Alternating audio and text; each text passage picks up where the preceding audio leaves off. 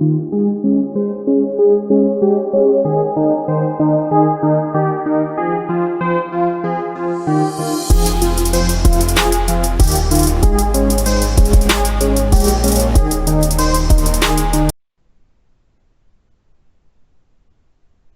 back to Parallax Views, Harvey J, Kaye, and also I have a co-host who I usually do the Patreon show with, Kaye. You're joining us for this special episode in light of what has happened with the primaries. I needed you to come on, Harvey, to maybe lift our spirits a little bit because you have a good sort of positive vibe. I think you give well, off. You know what? I was telling my colleagues and my students today that I had heard from you right after the Super Tuesday, and that you said you wanted me to come on and lift people's spirits, and I thought that'll be a good trick right now. Yeah. So I thought about it, and then this morning I woke up angry. Okay, not only with media, not only with the DNC, the Democratic National Committee, but I've actually been angry with Bernie. Okay, I really have. I think that he could have done a better job for himself and for all of us than he has, and we can talk about that if you'd like. But I said to my students that there's something about stages of grief or something like that. Mm-hmm. But apparently I'm operating in reverse order. Okay, so we'll see how it goes. Like we're starting off with acceptance and we're slowly working our way down to denial. Right. Well, he's not helping because I'm very glad he announced to stay in. I seriously think it would have been a mistake to pull out right now. Oh, absolutely. But it does feed that possibility of denial, right? Maybe we could start with that. Why do you think it was a good decision on Bernie's part to stay in? For me, it was just a matter of, I think he needs to push Medicare for all. And I think he needs to show Biden that this is something that people want. Right. Well, yes. And by the way, you didn't need me because you just spoke my mind. Okay. but here's an interesting thing. I don't know if you saw The Nation magazine today at all, the online stuff. Mm-hmm. John Nichols, who we've been friendly probably for maybe 30 years, John and I. He's from Wisconsin. He's down in Madison. We don't see each other a lot, but we've been friendly all these years. And John had a couple of nice tweets that I first noticed when I woke up at like 5 or 6 in the morning, and which led me also to be unable to go back to sleep. And I then clicked on him to see what he was saying at The Nation. And there's this fascinating contradiction that resulted yesterday. Okay. So obviously Biden won, and he won quite handily, okay? Except in North Dakota, Washington State, but he won quite handily in the state that Bernie not only should have won, but he really did need to win to really say we're fully in this to the end. And that was Michigan. And did you see the results of the exit polls compared to the, I noticed Kaye is nodding to me. Everyone should know that we're actually looking at each other on Skype, even if they can't see us when they listen. No, I'm going to release this as a video version. Are you really? Mm-hmm. Oh, great. In that case, I won't pick my nose, I promise. Or maybe I shouldn't be drinking whiskey that I'm doing here. So, but here's the story, okay? So, so let's say that the results were like, what, 55 to, I don't know, something in the 30s was the final result. And then there were other people who pulled in some votes because they hadn't been pulled off the ballot yet. So here's the thing. It was literally the case that Biden wins, and let's admit who Biden is. So, his record of racism and sexism and anti-working class attitudes and his determination to cut into Social Security, into Medicare, his willingness to vote for wars, his, what am I forgetting? There's a pile of things. I mean, we could go on, and maybe we'll get back to this. There's a really good book that just came out, The Case Against Biden by Branko Marcetic. I think people should read that. Yes. Which I ordered, but it hasn't arrived at my house yet, so I can't. Although I remember reading the articles that led into that book. I mean, it really is remarkable how conservative and in some cases truly reactionary Biden is.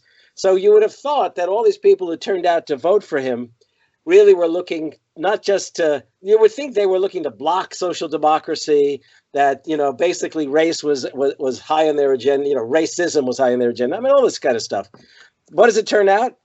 In the exit poll, it showed, for a start, that the overwhelming majority of Americans clearly want Medicare. Oh, they clearly want, not Medicare, listen to me, Medicare for all, okay? They want it. So why the hell, you ask yourself, do they vote for a guy who's basically promised to block it, for the most bizarre reasons, because he obviously has no math abilities, and Andrew Yang should have educated him, perhaps. Well, actually, Bernie should have educated him, and that's one of my problems with Bernie right now. Well, we can come back to that. But then the other thing, my chair is falling apart here, I think. And then the other thing is this. When they asked people what they thought of the current state of America, the status quo, the economy, the political economy of America, regarding would they prefer a status quo kind of advance in the future, set of reforms, or radical change, drastic change, almost 50%, not 50%, almost 50% said drastic change. Well, you got to wonder, well, then why the hell did you vote for Biden? Why weren't you voting for Bernie?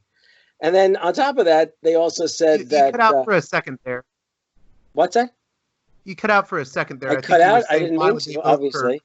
No, I think you were saying... why the hell would you vote for Biden if you want drastic change? I mean, Biden has basically assured Wall Street and industrial capital that they can depend on him, which is why 61 billionaires signed on to the Biden campaign in the wake of, South Carolina? Something like that. So there's this incredible contradiction. So Nichols answers the question, well, what's going on here? And he says, it all came down to a question of electability. Not the question of electability, is Bernie electable or not in reality, but the media literally over and over and over, I'm going to say it again, and over again, basically said that Bernie was not the electable candidate, but it was Biden. Now, let me tell you, it disturbs me no end that they could get away with that, because here I am in Wisconsin. Well, you're in Pennsylvania. Wisconsin, Michigan, and Pennsylvania were the states that basically gave Donald Trump the presidency. Right. Hillary wins by almost 3 million popular votes and then loses because of Wisconsin, Michigan, and Pennsylvania. So, trick is, who would have won Pennsylvania if Bernie had run against Trump? And I feel confident in saying, at least regarding Wisconsin, that Bernie would have won. Mm-hmm. Okay, I think that's true here too in Pennsylvania. Yeah, there was. And if you can say it and I can say it, then I think we can agree that Michigan would have joined us in that. Mm-hmm. Okay, I think given things, so the media became a propaganda vehicle mm-hmm. for Biden. So the electability question was not a question of any kind of measurement. You actually never heard, or at least rarely heard, these media pundits, these talking heads, whether they were on CNN or MSNBC, say, well, Bernie might well have won. I said it. I think I said it to you last time we spoke. Over and over again, I've told people, but nobody's listening to those of us over on the left who work the podcasts and progressive radio and maybe some progressive online TV. Instead, what do? Well, they've got this lineup of never Trumpers who mm-hmm. basically are neoconservatives who have people found like Bill Kristol. Sorry? People like Bill Kristol. Bill Kristol, Jennifer Rubin of the Washington Post. Not to mention all the so-called liberal types, the anti-Trump types, who equally say truly perverse, essentially at times anti-Semitic kinds of things about Bernie and their response to him. So, we were up against a hell of a lot of stuff. And I don't even remember exactly what the original question was, but I can tell you that Bernie would have won in those cases. And clearly in electability terms, based on those experiences, Bernie could have beaten Trump. Now, would Bernie have won handily? I don't think so. Okay. Would he have won in the crucial states? I do think so. Okay. Mm-hmm. And then to add to the tragedy of all this is that given the struggles to win the right to vote by African Americans down south, we had the state of South Carolina, who the chances of voting for a Democrat in any case are pretty slim. The African Americans in South Carolina, however, voted for Biden, as they probably did for Hillary last time. I don't remember exactly. But the fact is that the Democrats couldn't win there, and yet the state of South Carolina seemed to be a flipping point for all these billionaires to jump in, right? So we have this sort of tragedy upon tragedy, or irony leading to tragedy. And, here we are. I'm reminded of, what is it, Second Brumaire, when Marx says the first time it's a tragedy, the second time it's a farce. Mm-hmm. Yeah. That's kind of what 2020 feels like so far. Yeah, it's interesting. I mean, it's been a long time since I've read my Marx, and I read a lot of it, my Gramsci, and I read a lot of it, my Lukács, I mean, all that stuff. But this election, you're not the first person, I even hear it in my head, wanting to say certain things, like, with Gramsci, when it's like, the new has yet to be born, and in the meantime, some really perverse developments occur. Okay, I'm paraphrasing, obviously. Well, it's interesting because I've heard, I have a journalist friend, really good journalist by the name of J.P. Satilli, and he said to me today, and I wonder if maybe you could provide some insight onto this, maybe if he's off base on this. What he said to me was that Bernie's coalition probably makes up about 30% of the Democratic Party, and he doesn't think that coalition is enough to win the general. He's also not very hopeful for Biden, but it seems like a lot of people support Bernie's policies, so it's a weird situation there. Okay. Well, you've just raised two things here. First of all, as I've said, for a start, Trump was basically a 25% candidate and won the Republican nomination. Mm-hmm. And in Bernie's case, as a 30% candidate, let's assume your friend is right, a 30% candidate, you would think that's a viable percentage of the vote when you've got all these other candidates. What we didn't count on was the degree to which they would all be bought off and pull out and rally around, of all people, Biden. Now think about the perverseness of that. Okay, Kamala Harris, who pulled out some time ago, when she first announced her candidacy, she called for Medicare for all. Mm-hmm. Cory Booker called for Medicare for all. There's a third one, not Buttigieg. Well, anyhow, at least those two, right? So the fact is that why would they rally to him? Why would they rally to Biden? I don't have an answer. It's a rhetorical question. And then you got Buttigieg and Klobuchar, who are utterly ridiculous candidates. Mm-hmm. Utterly ridiculous. Buttigieg didn't stand a chance in hell. He might have been a brief, like what do they call that? A brief excitement, right? Mm-hmm. And then in Klobuchar's case, she's utterly boring. Okay, right? And by the way, watch how she gets the vice presidential nomination. You heard about what happened on the weekend, right? Or not? No. She accidentally said in remarks, "So glad to be on the ticket." So you wonder. I know she was very happy after having a meeting with Biden, and I was thinking she's going to get the VP. Okay, well then there was an interesting incident that my wife mentioned to me. Apparently, Jill Biden was speaking to a gathering of women, all of whom wanted to make sure that Joe chose a woman vice presidential nominee. And they started shouting at Jill Biden names of possible candidates. And somebody said, Kamala Harris. And Jill Biden said, I don't think so. She punched my husband in the primary, in the debates. Remember? When she went after him on the busing question. And then Jill Biden followed up and said, somebody like Amy Klobuchar would be a much more welcome candidate. I'm paraphrasing. So it looks like those are possibilities. Now, you mentioned the Biden question of coalitions. Mm-hmm. And I left something out on the Bernie question regarding the vote and also the attitudes that go, the desires of Americans.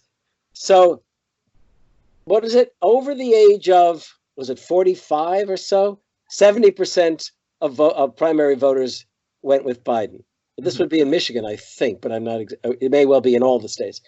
Under the age of 45 or thereabouts, 70% went with Bernie. Mm-hmm.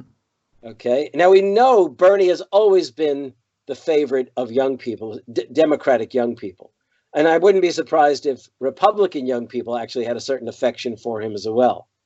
So now, who generally doesn't turn out to vote when push comes to shove? Who doesn't? Young people. Right. So if young people are disinterested in Biden, are they going to turn out to vote? For what? For what? What are they going to vote? What are they voting for? A guy who's got a record of racism and sexism and voted for wars and Well, he also said he has no sympathy for millennials. So, I mean, when you say that to millennials, they're not going to, like you very much. Right. When you lead with nothing will fundamentally change, it does not inspire a lot of confidence. No, it does not indeed. It does not indeed. And basically, when you've written off the whole idea, I mean, basically what Biden is about is we can't afford it. That's what he's about. And by the way, I want to make something clear. And if we don't get back to it, it's a shame. Those who lined up on the panels, on these debates with Bernie, they have audacity to call themselves Democrats. I mean, let's be honest. They are not Democrats. Democrats are the folks who are part of the party of Franklin Delano Roosevelt, the president who not only, pushed Social Security, signed the National Labor Relations Act, basically, empowered working people and allowed working people to push him to go further than even he might well have wanted to go. There was this remarkable democratic dialectic between a president and a generation that we have not seen since Franklin Roosevelt. We have not seen it. And, so how could these people, let's name them all. How could Klobuchar? How could Buttigieg? Warren is a weird one. We can come back to her, okay? How could these kind of candidates stand on that stage and basically reject Medicare for all when Franklin Roosevelt wanted to include it in 1935 in the Social Security Act? That was in the Social Security Act if it had come through as he wanted it. And he only gave way because the American Medical Association and a lot of corporate interests threatened him. Okay. And he expected they would revisit it soon enough. And then in 1943, Roosevelt's White House commissioned surveys these were not public surveys, but surveys that were conducted asking Americans, what do you want to do after the war? Do we want to go back to the New Deal? What do we want to do? And I'm just going to use the one example of healthcare, since that's what we're talking about. 85% of Americans said they essentially wanted universal healthcare. 85%. So in 1944, when Roosevelt went before the people and the Congress and said, we have come to accept the need or the understanding for a second Bill of Rights, an economic Bill of Rights, which included healthcare, right? Basically, that's 76 years ago since he did that. And what have we seen? Well, we've seen Medicare and Medicaid, at least, that generation remembered those kinds of words and enacted it in the 1960s. But what have we seen since? We haven't seen national health care. Okay, Bernie's been pushing Medicare for all. And then you've got these people who call themselves Democrats on the stage saying, we can't afford it. By the way, am I allowed to use the F word on here? Yes. You are encouraged. Yeah. I know I did last time, but I just wanted to clear with you. I don't want to embarrass you guys, okay? Look, who the fuck are these people? Okay? How dare they call themselves Democrats and stand before the American people and say we can't afford it when we've just given a trillion, I don't even know the exact number, say $1 trillion tax break in 2017, right? 2017 to capital and the rich. How is it that we can't afford it when they were willing to go along with the defense budget and that Trump pushed through? I mean, where do they come off saying these things? They are not Democrats.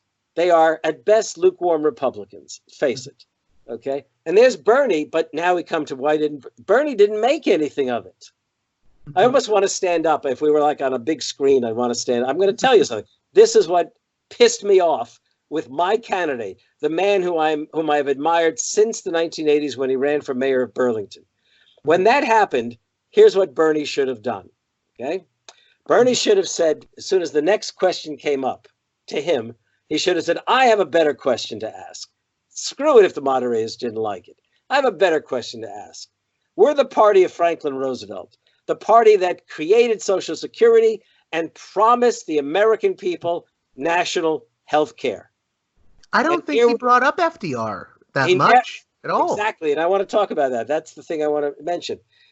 he could have, and what's the advantage of doing that? First of all, he would have cloaked himself in the mantle of Franklin Roosevelt, which meant that if they came after him on these questions, they were coming after FDR. Mm-hmm. Okay, and you just don't do that in the Democratic Party, even now. But they can do it without. They can do it as long as FDR is not in the room. He should have been bringing FDR into the room. I remember, by the way, this is utterly unrelated, but I can't help but mention it. When Eugene Debs was defending himself in 1918 in the courtroom against the charges of sedition because of the remarks he made in, I guess it was Ohio, he basically, to defend himself, and he brought into the courtroom Thomas Paine, Abraham Lincoln. He brought in this whole string of radical, progressive types as a way of lining himself up with this kind of American story. And that's what Franklin Roosevelt didn't do. And by the way, I mean, maybe I'm being unfair, but for that, I'm going to be honest, I almost will never forgive him. That was the moment. That was the moment to take charge, or as we've talked about, you don't mind since you told me you're going to take hold of our history. That's the point. Take hold of our history, make America radical again. That was the moment where Franklin Roosevelt could grab hold of American history, line himself up with the best of American history, including, by the way, Abraham Lincoln, who was the first of the American Social Democratic presidents, though no one really seems to recognize that, but especially with Franklin Roosevelt. And I would add, not just Roosevelt, an entire generation that for so many years we've revered in rhetoric and not in practice. The greatest generation, okay, who fought the Depression, who fought the war, and as middle-aged adults voted for the most liberal Democratic Congress ever, perhaps, and passed civil rights, voting rights, Medicare, Medicaid, immigration reform, environmental protections, and on and on and on. Mm-hmm. And Bernie failed to do that. And I'm just, even now you can tell the kind of pain that I feel about that. I mean, I for one think that it also would have appealed to, I don't know, a lot of Americans' sense of patriotism. If he would have talked about FDR and the legacy of the New Deal, I think that would have been very appealing to a lot of voters. Absolutely. Now, I've had colleagues and even some, sort of older folks say, oh, young people don't know anything about FDR, but 2 points. First, everybody knows FDR was great. They don't have to know the details. The point is that Bernie was supposed to educate. Look, Franklin Roosevelt, among his many great sort of and smart political practices, was the fact, and by the way, I want to make sure everyone understands, I know he's not a saint. I mean, he committed terrible, terrible mistakes and sins, okay? It's not his fault completely, but he did fail basically to lift the immigration quotas, and Jewish refugees did not come into the country as they should have. That's first. Second of all, he allowed his military chiefs of staff to persuade him to keep the military, to create a segregated Jim Crow military. And third, he allowed California politicians and property holders to persuade him to intern Japanese Americans in World War II in camps, lack of a better term, concentration camps. Not death camps, but internment camps.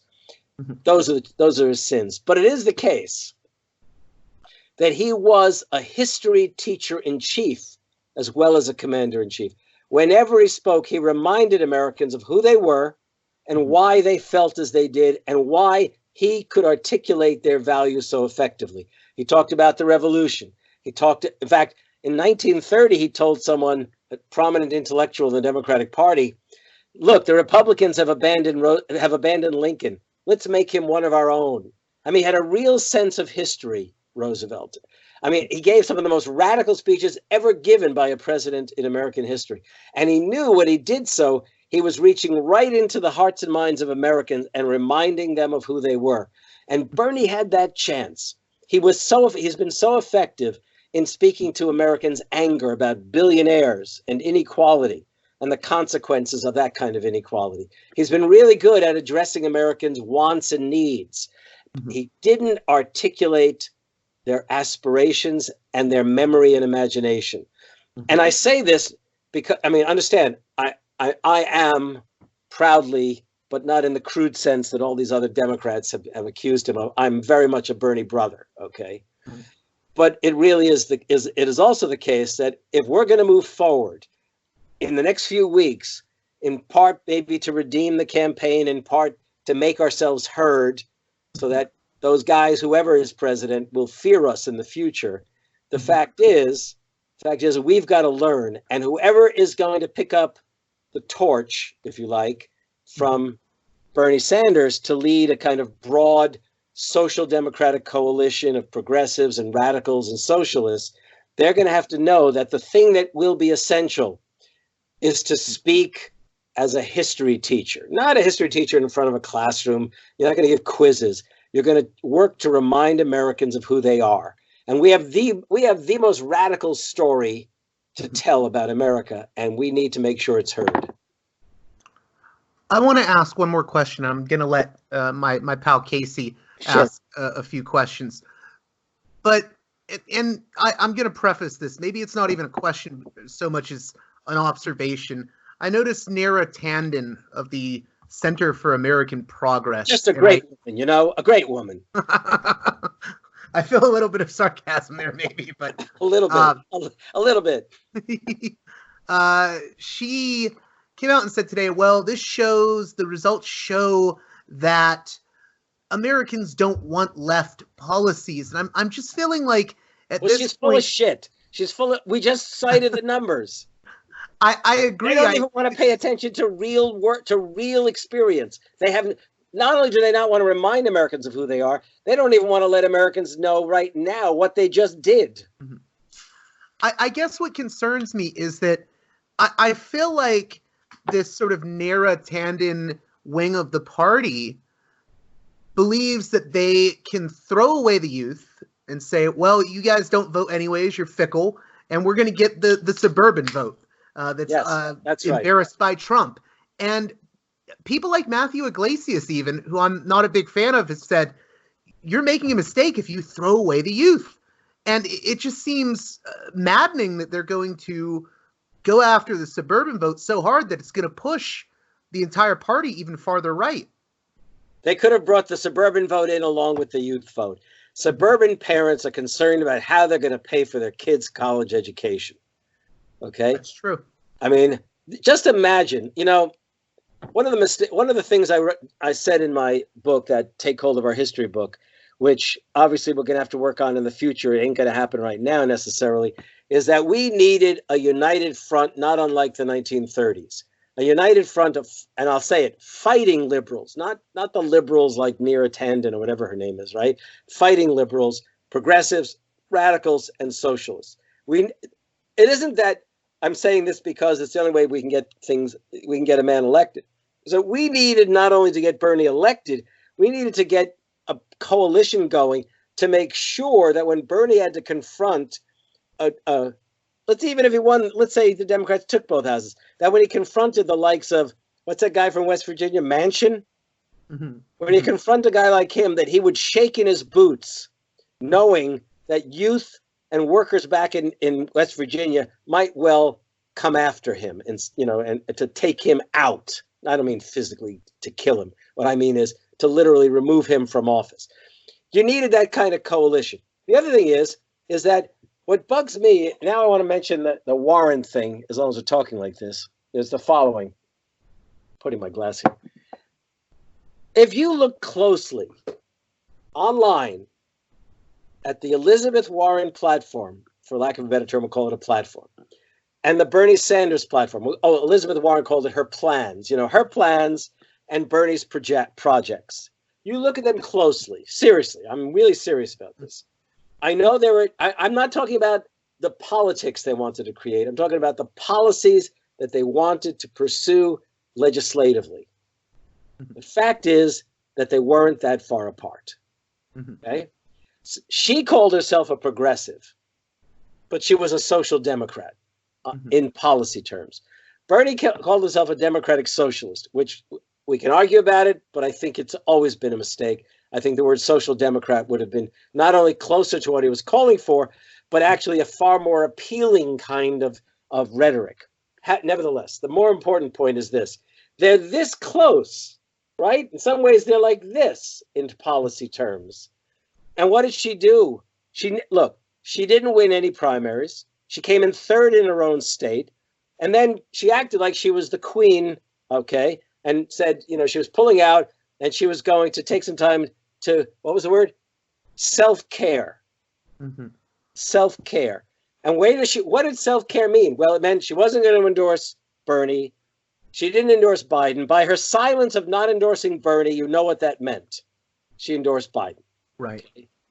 More importantly, the next time she shows up in a really truly public situation, she's on Saturday Night Live. Mm-hmm. Is that self-care? What kind of ego does she have? I mean, to use the Freudian term, right? What kind of progressive is this? At that moment, she showed that she was a bullshit progressive, that she was not a progressive, that for all of her talk of progressivism, for all of her talk of social democracy, she was full of it. She had already shown that, by the way, that night that she tried to knife Bernie in the back in the primary debate. Mm-hmm. Look, think about this. She says that Bernie told her a woman wasn't going to be electable, correct? Mm-hmm. What is it? Are we supposed to believe that Bernie's an idiot?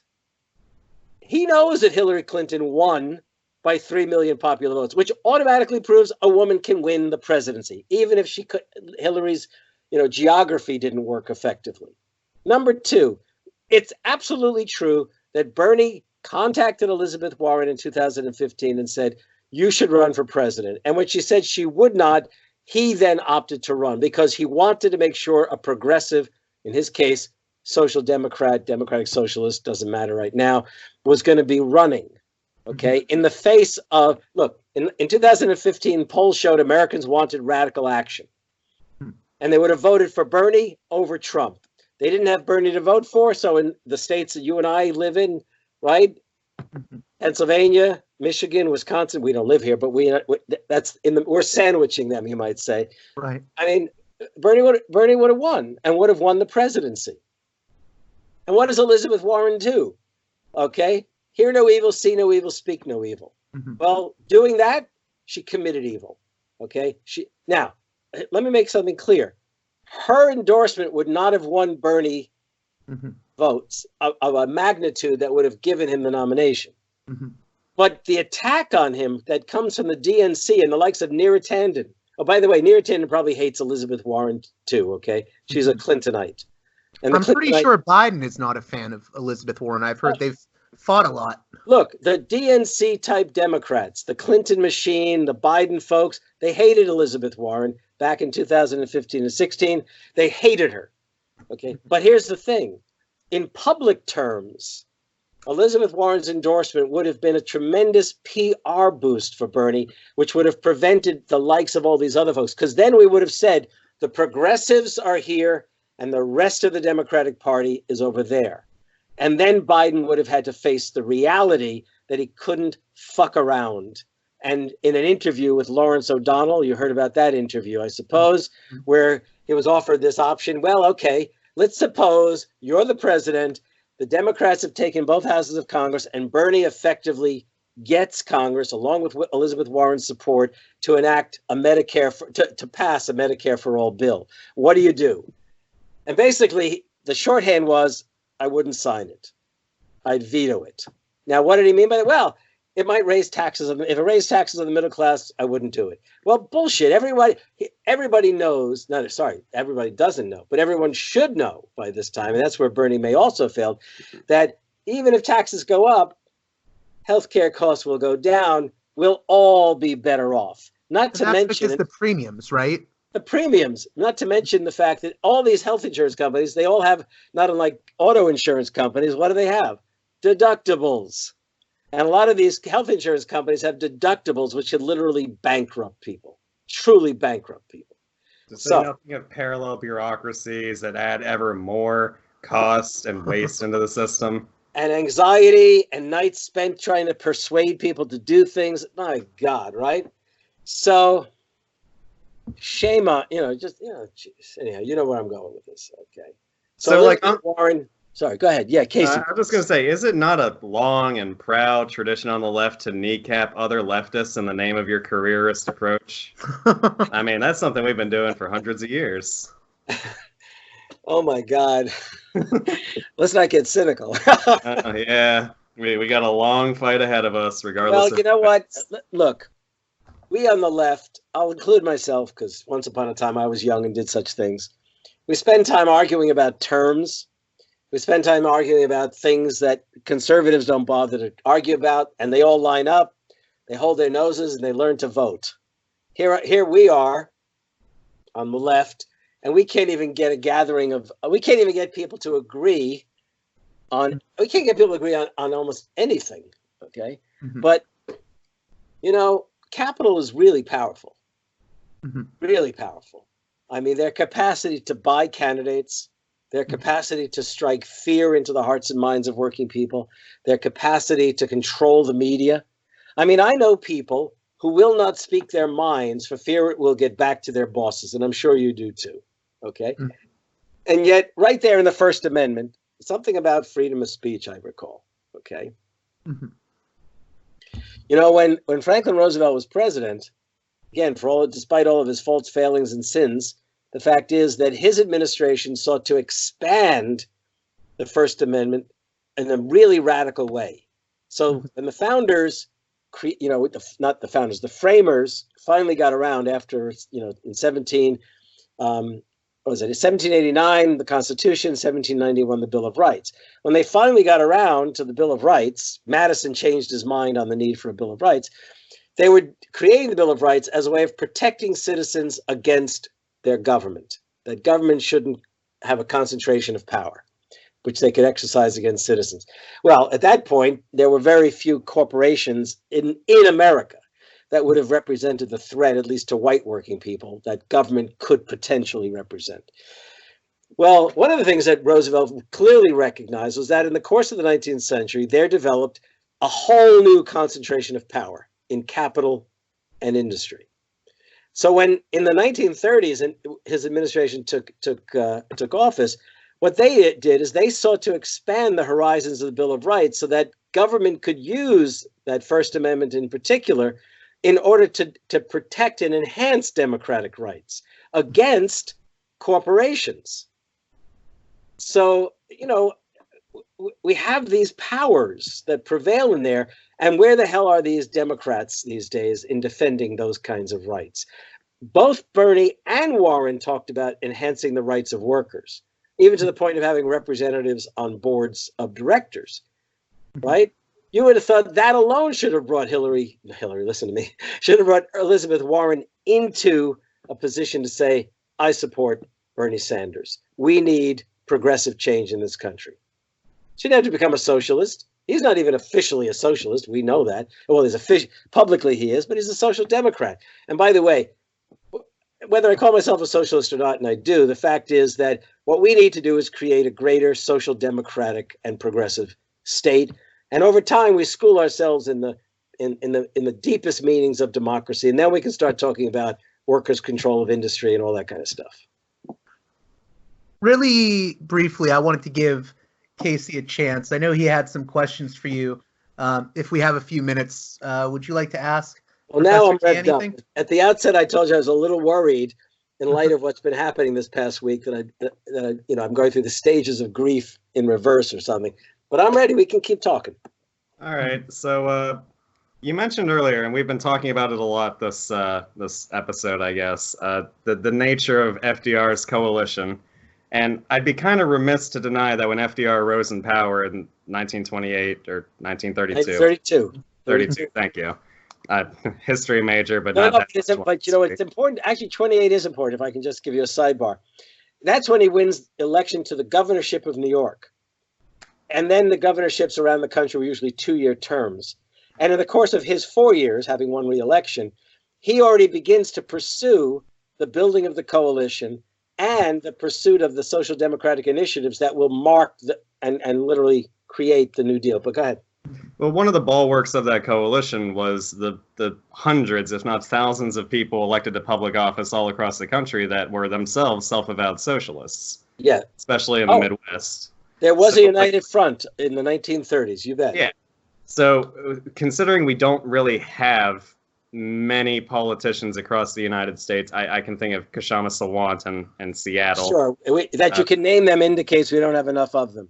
Exactly, yeah. So, like, in the increasingly likely situation where Sanders doesn't get the presidency, should the left focus its efforts on more local offices and try to rebuild that power in that way, or should we keep striking at the presidency in hopes that we can finally get it? Oh, I definitely think running for local office is crucial, and state office crucial. The Republicans set out to do that many years ago, and that enabled them to do things that we literally overlooked, like reapportionment, right?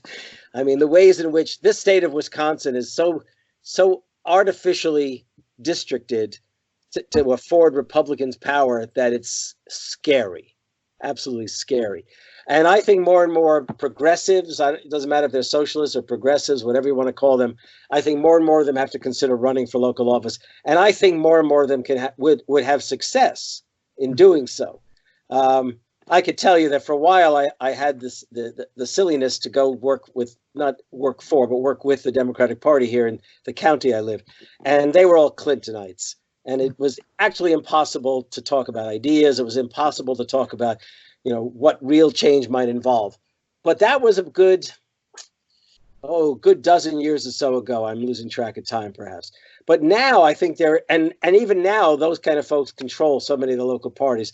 But the trick is, don't go alone. Don't go to your local county Democratic committee alone. Take along some friends, and take along some friends. Infiltrate from the left. We're not commies trying to infiltrate. We're progressive Democrats and social democrats trying to assert the will of the people. And I think that's the kind of thing that all across the country, more and more people should do. Look, I can tell you that there were many Republicans who, not Republicans, many people who voted for Trump who had voted for Obama. Mm-hmm. We all know that. What does that mean? It means they're not the racists everyone portrays them to be. It means that they were so angry in 2016 that they were trying to punch the establishments in the nose. Now, admittedly, they ended up breaking their arms in the process, right? But it's the case that opportunities are available, and the trick is to push. I mean, look at AOC's audacity in running against a guy who was 8 terms in Congress. I don't even remember the term. Okay, the number of terms, but the guy was a powerhouse in the Democratic Party, a powerhouse that she literally pushes over. Okay, now, there aren't a lot of AOCs, and I think that one of the important things is that people learn from Bernie's mistakes about this. Students today said to me, people who wanted Bernie said, okay, so we've got more to do for Bernie. But it is the case. Is there anyone between Bernie and AOC that we can fight for? And I can tell you, there are people out there. They are there. Okay, and they will emerge in the next 2 years if Bernie doesn't win the presidency. And if they do win the presidency, they'll emerge even sooner. Okay, but besides that, AOC is not going to be president anytime soon. That's guaranteed. But it is the case that she shows the possibility of making things other than we've long assumed they had to be. I'd agree with that in general. So while we're on the topic of local left-leaning politicians, what's your take on the depressingly small number of them that won their primaries in these past few days? Like, very difficult to run as an insurgent. Yeah, especially when you don't have the infrastructure like Bernie Sanders, where you can get nationwide contributions. Right, and maybe another lesson from the Bernie experience remember, he raised a lot of money, but you never knew at any time whether or not he'd raise enough money to go up against the billionaires.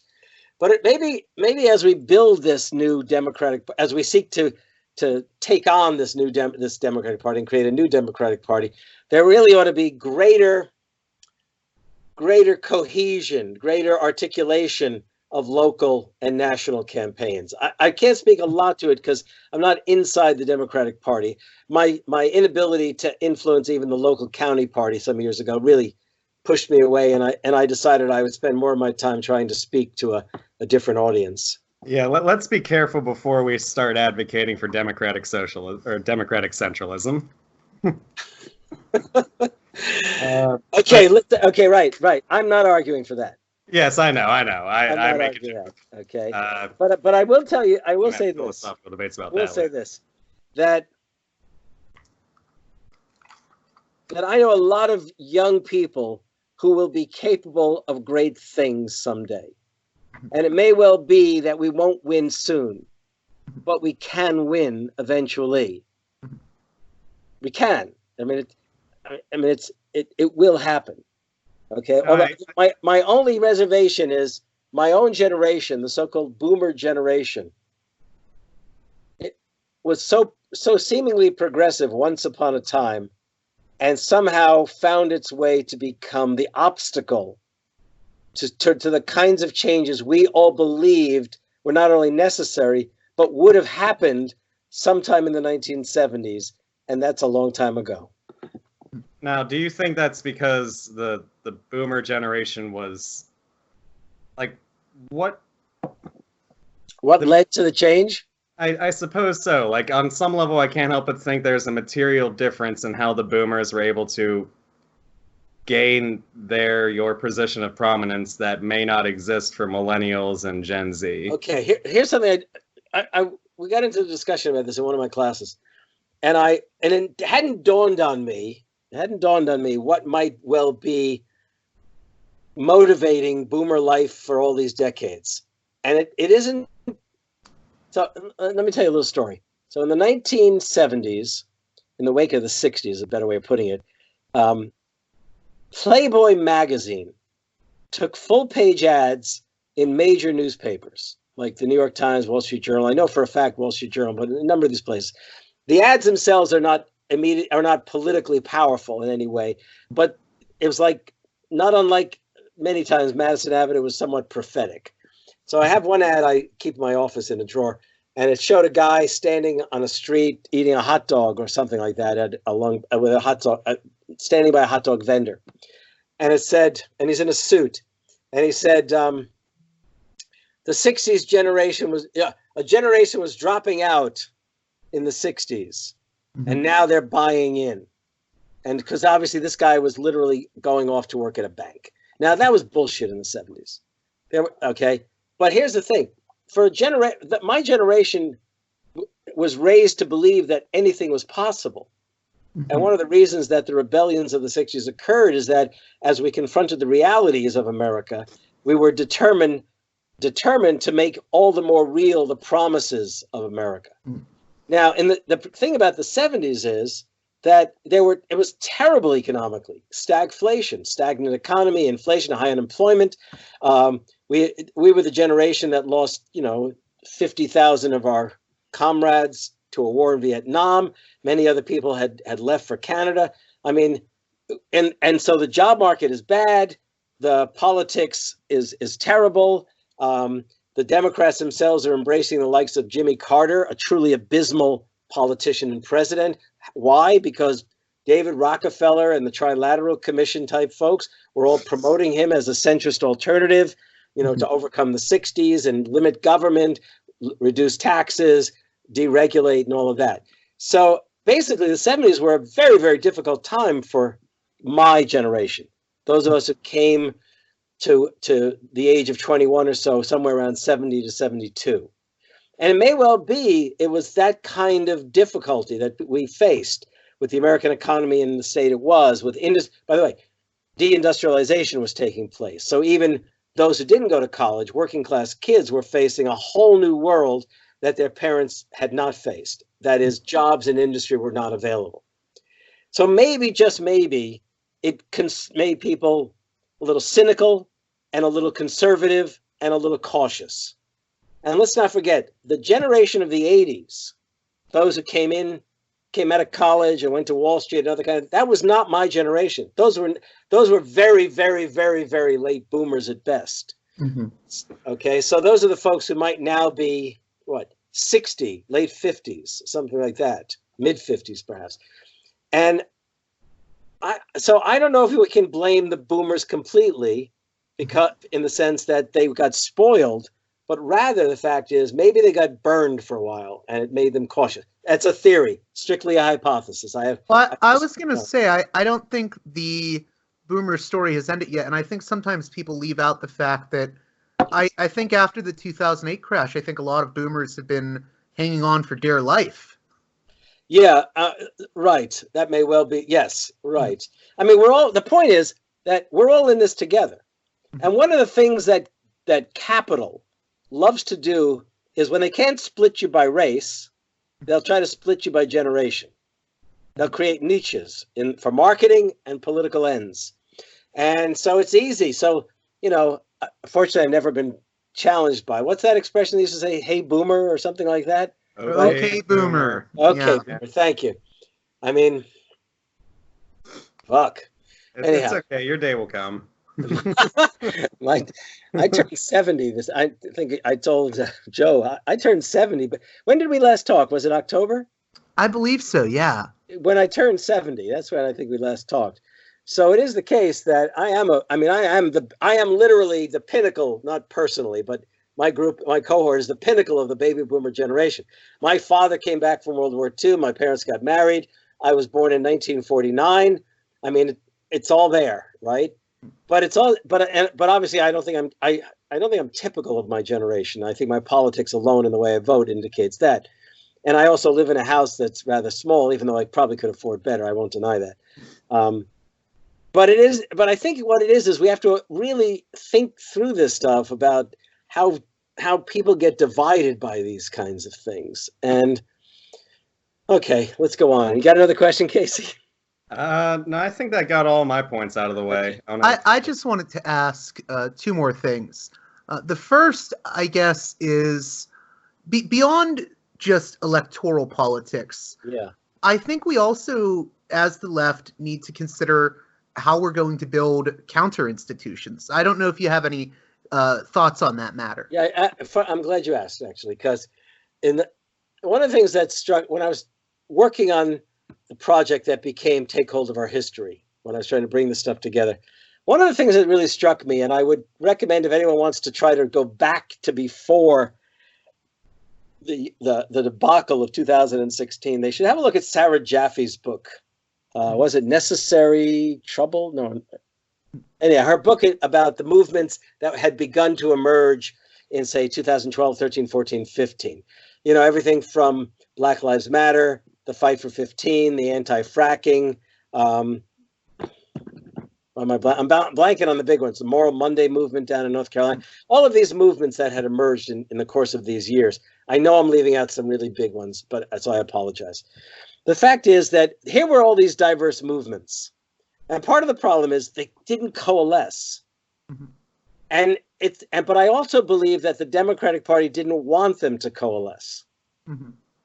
And our question should be not only how do we elect people, but how do we elect people who are committed to both the imperative of passing laws and making life better, but at the same time of calling forth the energies that had begun to develop around these various movements. And there again, look, there's no formula I can offer people other than for people to think historically. Mm-hmm. And I will tell you that Franklin Roosevelt did more than most people realize in terms of not simply running for president, pursuing an agenda with the Democrats in Congress and his New Dealer administration.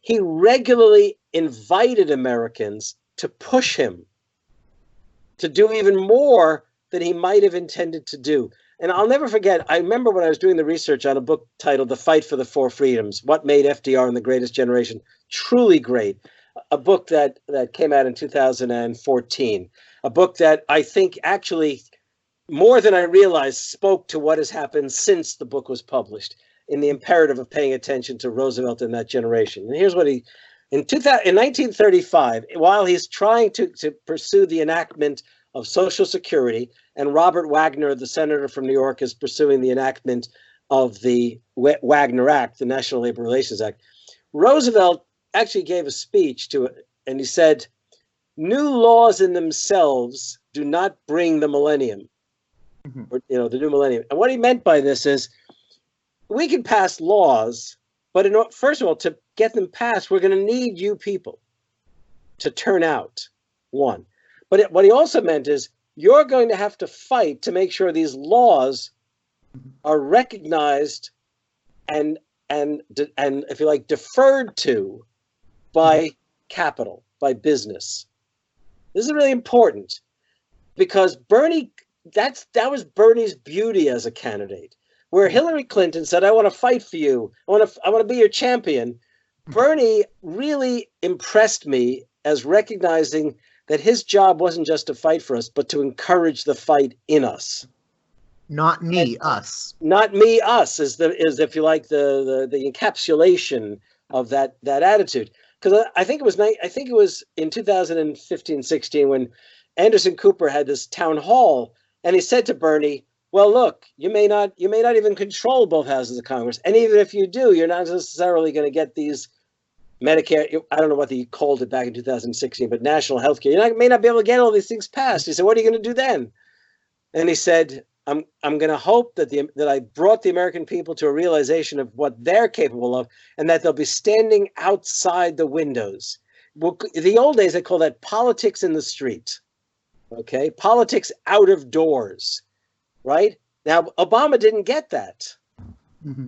He didn't get that. So that when he was pursuing Obamacare, Affordable Care Act, the ACA, he was negotiating with two senators from Maine. He wasn't mobilizing people. It's like he forgot he had ever said, yes, we can. Mm-hmm.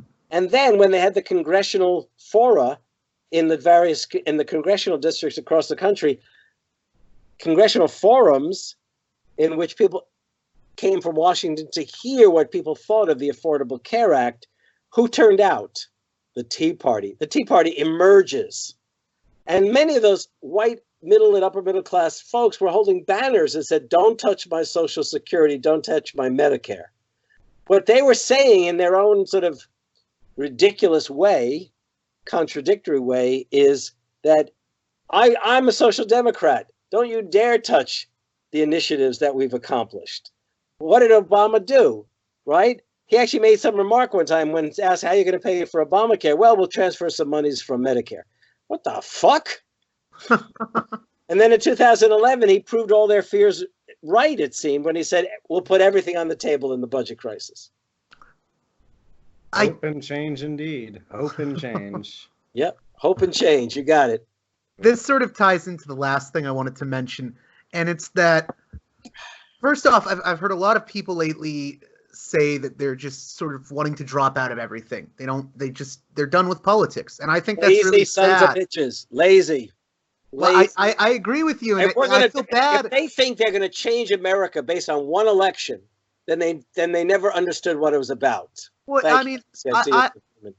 I just want to add to that. It's a real slap in the face to organizers, like real world organizers like Wendy Trevino, who've been doing work for the past 5 years. We have to keep fighting with people doing the on-the-ground work. But I guess the question I had was, there's a lot of talk now about Dem exit or a Democratic exit.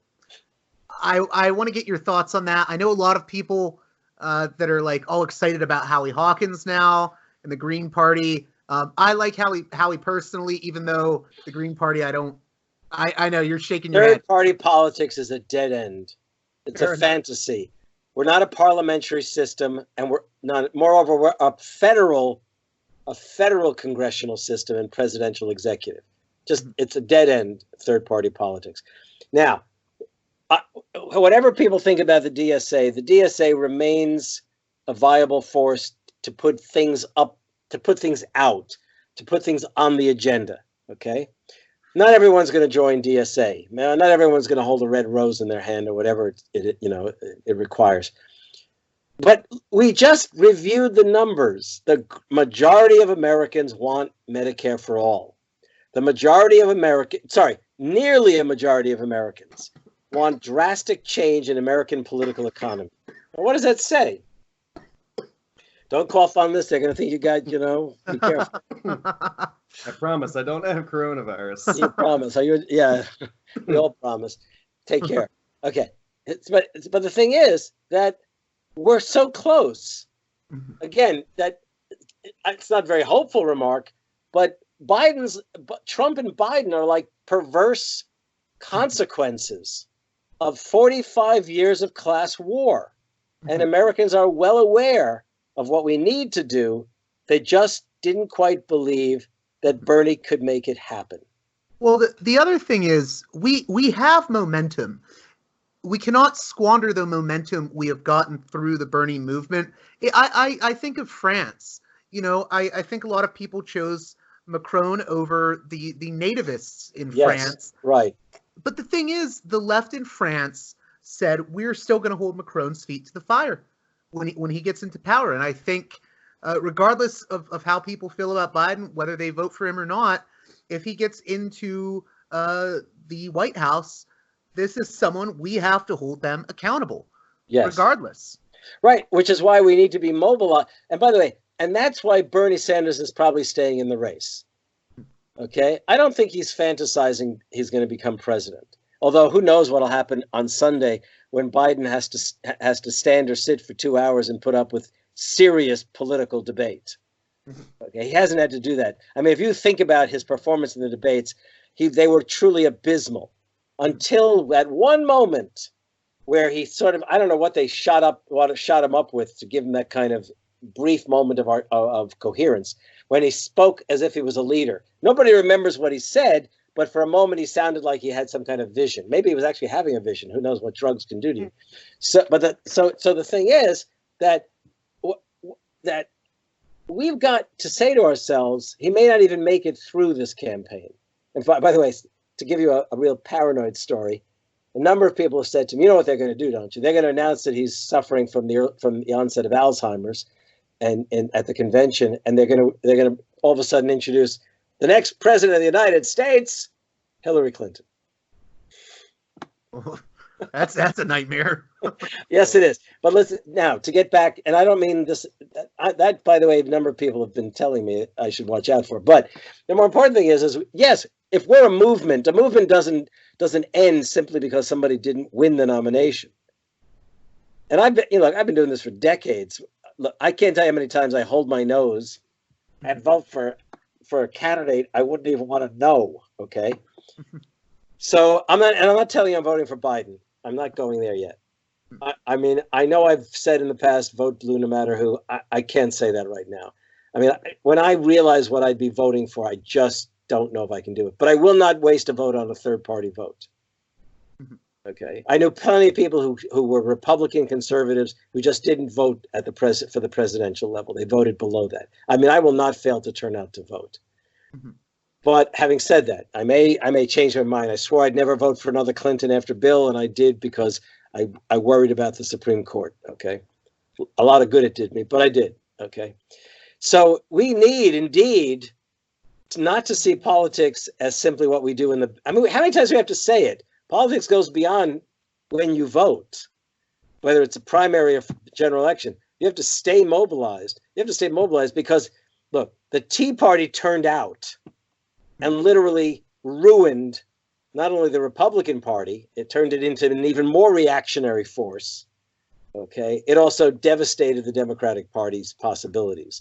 I'm not telling you Obama would have done remarkable things, but I am telling you that it stymied anything he might have wanted to do beyond Obamacare, which itself was, however important for millions of people, was itself a gift to big pharma and the health insurance companies.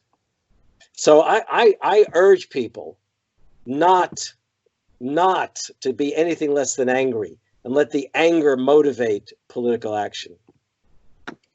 You know, I just thought of one more thing that I had to mention. I've had a lot of leftists in the past few days say to me that they almost feel betrayed by Bernie. They feel like this campaign has taken massive amounts of donations and we didn't win. Maybe it was all just a scam, is what I've heard some people say to me. You mean to say we're all starting to see things in investment terms? When we gave money, we were investing, and what return do we get on our investment? Sorry, go ahead. Capital has truly ruined everything. Utterly done us in. What I was going to say and yet, Casey, let us not forget the majority of Americans want Medicare for all, and nearly a majority want radical change, or at least drastic change. But as we know in this country, a majority of people, it doesn't matter because we don't live in a democracy, apparently. because you can get 3 million more votes than someone else and still not win. I'll never forget when I was living in England on sabbatical. I lived in England a few times.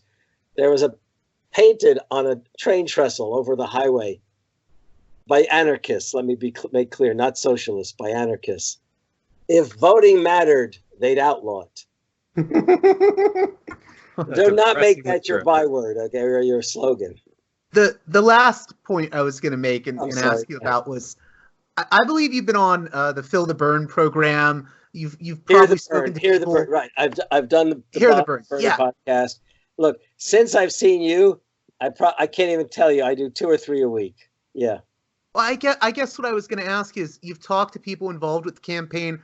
I don't think anyone's trying to fleece anyone. I think this is a campaign that really believes in its mission, and I don't think it's going to stop when Biden gets the nomination. Okay, you said 2 things there.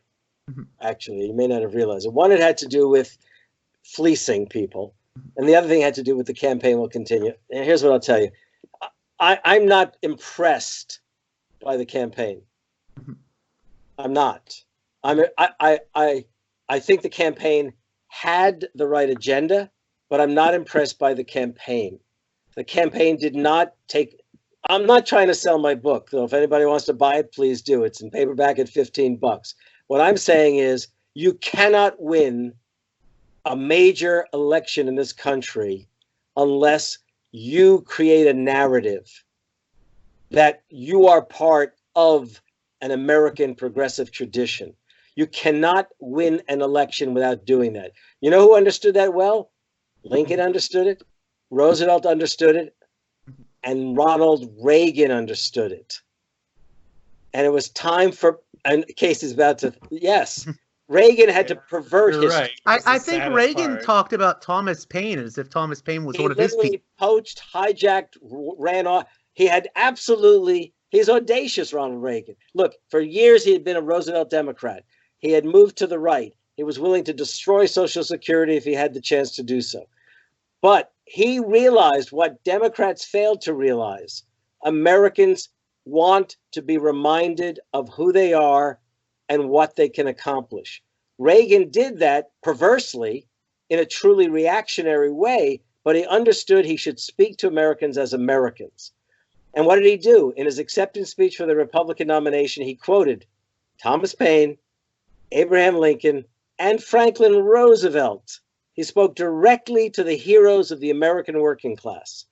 I'm not asking Bernie to exploit the past. I'm saying, Bernie, look, you stand in line in one of the greatest traditions in human history, a tradition that extends from Thomas Paine to Elizabeth Cady Stanton, to Frederick Douglass, to Abraham Lincoln, to Eugene Debs, to Franklin Roosevelt and Eleanor Roosevelt, to Martin Luther King Jr., A. Philip Randolph. We could name the tradition. You don't even have to name them, but you want to speak to Americans who carry that radical impulse within them. The Republicans talk to that radical impulse and turn it in a reactionary direction. This campaign failed, and we have to face that fact. And we have to make up for the fact they failed, 1, and they did not take hold of history. And 2, we have to face up to the fact that they had a sweetheart of a candidate who refused to call out his fellow candidates as not Democrats. Thank you. You reminded me of the 2 things I wanted to get across tonight. I guess, though, what I was getting at is I think people like Bree, I think people like Nina Turner, I think Bernie himself. Great people. Yes, that's exactly what I was going to say. They really believe actually, in what they're fighting for. We can't even name the insiders who advised him. Press secretaries don't advise candidates. They speak for candidates. They don't advise them. Nina Turner was out on the campaign trail. I don't know what her role was in the campaign in terms of advising Bernie. And let's also face it, it's probably true that Bernie's stubborn. And I'll tell you what I mean by stubborn. Okay?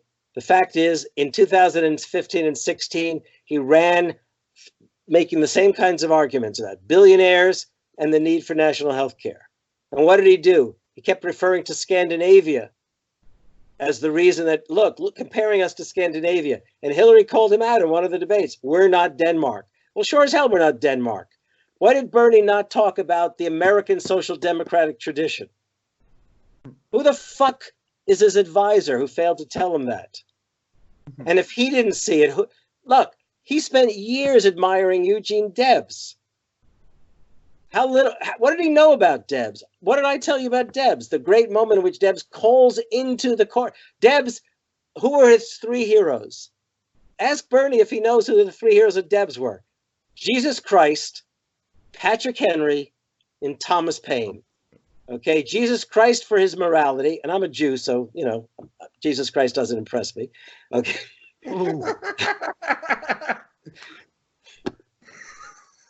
I know.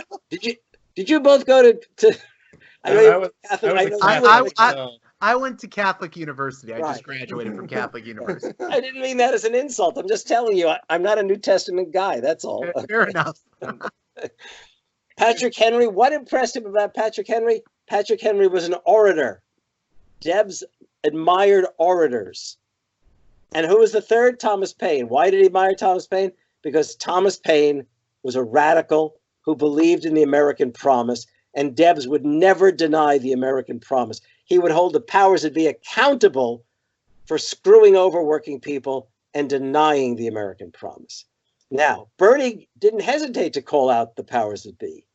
But why didn't he talk about the American promise and the American progressive, radical, and social democratic tradition? Is it that, that's why I'm pissed. Now we're at it. I'm pissed because he didn't do what needed to be done. And thus, they came after him for Cuba, for Nicaragua. Give me a break, okay? He should have been in a position to say, you are the un-American folks. You want to deny Americans life, liberty, and the pursuit of happiness. I couldn't have said it better myself. I want to close out here. Both Casey and Professor Kaye. Harvey. Any positive Harvey? Okay. Comrade Harvey. Comrade Harvey. Yes. I want to give you both a chance, maybe, to give a statement about, how we can remain positive about things in the future. Casey, you want to go first? For God's sake, the left survived 1848, 1871, 1917, fucking 1968. This is nothing. And no matter what, by 2030, we have to solve climate change one way or another. And if we can't do that through electoralism, we have to do it through some other means. Shutting down airports, or committing to a general strike, or the ability for the working class the world over to affect change goes well beyond the ballot box. Well said. Well said. Harvey, do you want to say anything? I do want to say one thing to Casey. I love the fact that you use the dates. If you look back at some of my writings, I often just cite dates on the assumption that people understand what I'm referring to. You're referring to the 1848 revolutions. You're referring to the 1871 Paris Commune. 1968, a global student and worker sets of rebellions. Magnificent, okay? In fact, sometimes I tell my students, I'm going to lay out a set of dates, and I do something like that, and I said, now go figure out what they are, right? Okay, I'm going to repeat the argument that I've been making for too many years. If we don't take hold of history, they will, and they do. And but this is the most important thing. Why do I think it's so important? Not because I'm a professor associated with the discipline of history, because I'm actually I am a historian, but I'm in a program called Democracy and Justice Studies. And my degrees are in history, political science, and sociology. Shh, I don't usually tell people that, okay? But here's the real key thing. Americans know that things are wrong. That's why they answer Medicare for all they wanted. Drastic change in our political, they say it. Our task, whether we think of ourselves as intellectuals or a chattering class or just simply activists, whatever it is we think of ourselves, our task is to enable them to realize why they feel the way they do and to turn it in a progressive, radical democratic direction. The right knows it. The right is afraid of what we're about. And they speak to working people and they take that same impulse that Americans carry around and they turn it from radical to reactionary. The only way we're going to be able to do it is, A, we got to gain confidence in our fellow citizens. We have to speak to them as Americans not necessarily as nationalists, but in the deeper sense of patriotism. There's that, I don't have it in front of me. I was going to look for it on the wall. But Roosevelt said, look, he did this when dedicating a national war memorial in St. Louis. He said, basically, a true patriotism is making America the kind of place where injustices will not prevail and where more Americans will get to enjoy what America is about than ever before. And what he meant by that is life, liberty, and the pursuit of happiness. And that's what we have to be about. We cannot allow ourselves to play defense. Mm-hmm. We must take charge. We have to take hold of our history and make America radical again, because otherwise we're gonna fry when the planet dries up. I just want to add to that really briefly. You mentioned that we have to have confidence in our fellow citizens, and I completely agree with that. I think that there's too many people that are willing to succumb to just misanthropy about their fellow citizens. I think our fellow citizens are mostly on our side. They want what's best for all of us. Right. That's right. I think we can win them over. Yep. I think we have them in a lot of ways already. I'm with you. I'm reminded of like the common refrain in American political science where the American public is like uniquely incapable of working for its own interests. And we need to do away with that sense. And you're right, like for centuries now, the United States, or at least the working class within the United States, have been advocating for radical change. And only in a small handful of miraculous moments have we actually achieved it. But we can do it. And you know what's funny about that? I'll tell you something, Casey. You know what's funny about that? It's when America is most threatened, internally or externally, that we find in ourselves to remember who we are and literally bring about radical change. The founding of a democratic republic, the abolition of slavery, the war against the Great Depression, the empowerment of workers, the defeat of fascism. I mean, that's the thing. We've got to. The right does everything it can to deny American history. The left should not turn its back on American history, but make American history the story it deserves to be. Okay, when do we three meet again? Anytime. Well, we'll have to do another conversation. I want to thank you again, Harvey, for coming on Parallax Views. Thank you. Thank you very much. Casey, nice to meet you. Joe, good to see you again. I'm sure we'll meet again soon, okay? All right.